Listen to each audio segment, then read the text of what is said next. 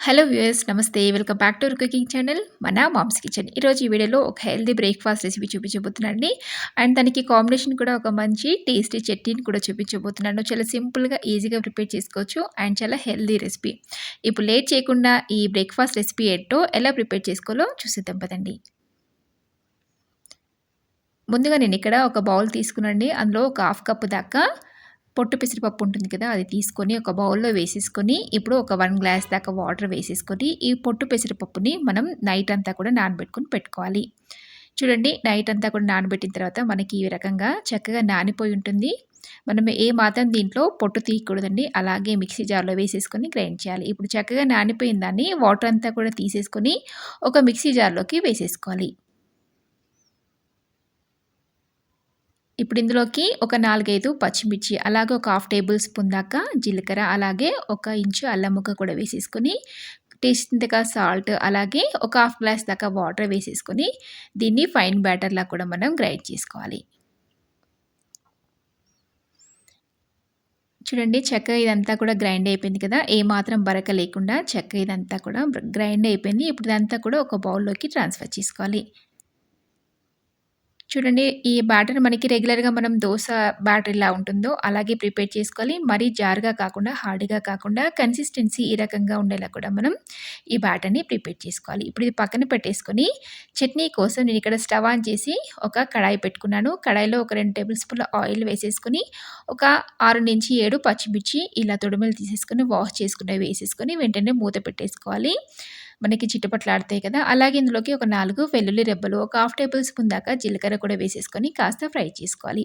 అలాగే ఇందులోకి ఒక 3 మీడియం సైజ్ టొమాటోస్ ఇలా కట్ చేసుకున్నవి కూడా యాడ్ చేసుకోవాలి. ఇప్పుడు ఇదంతా కూడా ఒకసారి బాగా మిక్స్ చేసుకోవాలి.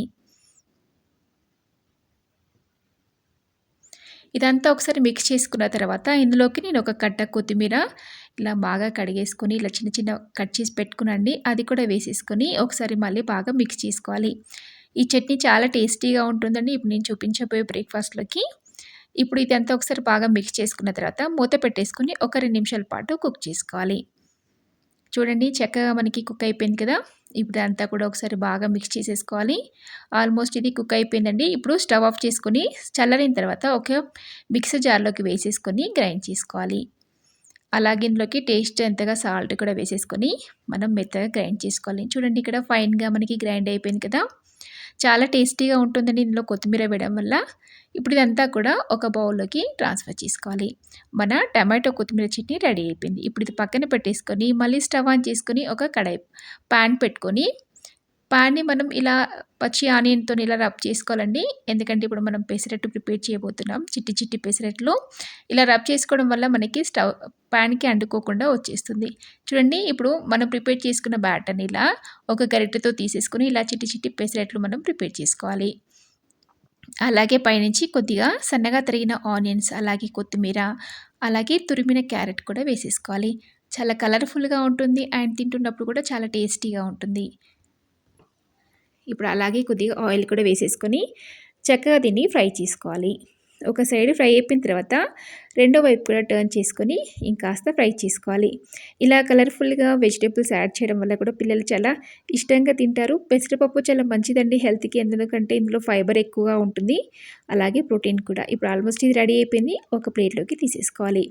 మిగతా బ్యాటర్‌ని కూడా అదే ప్రాసెస్‌లో మనకి ఎన్ని చిట్టి చిట్టి పెసరట్లు కావాలంటే అన్నీ కూడా ఇదే ప్రాసెస్‌లో ప్రిపేర్ చేసుకోవాలి.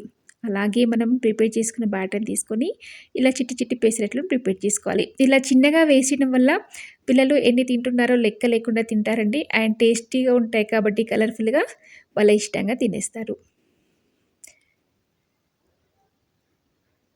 చాలా సింపుల్‌గా అయిపోతుందండి.